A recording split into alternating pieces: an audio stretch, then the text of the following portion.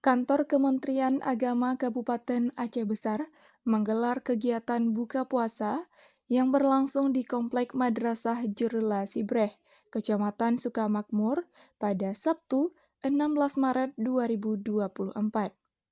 Kegiatan ini dihadiri oleh keluarga besar ASN Kantor Kemenak, Dharma Wanita, Forkompinjam, Sukamakmur, perwakilan KUA, dan madrasah.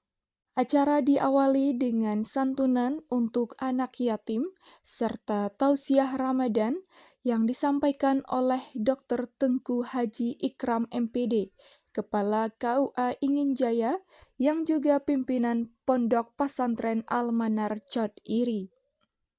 Kepala Kan Kemenak Aceh Besar Haji Saifuddin SE didampingi oleh Kasubag Tata Usaha Haji Khalid Wardana SAG MSI menyatakan bahwa kegiatan buka puasa bersama ini diselenggarakan untuk memperkuat ukhuwah Islamiyah di jajaran Kemenak.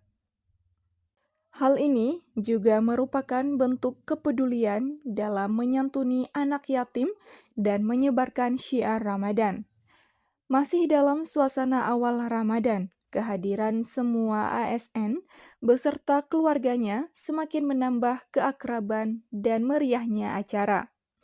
Menurut Saifuddin SE, selain buka puasa bersama dan santunan anak yatim, berbagai kegiatan lain juga akan diselenggarakan selama bulan Ramadan, termasuk penyampaian paket sembako untuk ratusan fakir miskin, safari Ramadan penyuluh agama, dan syiar dakwah melalui radio.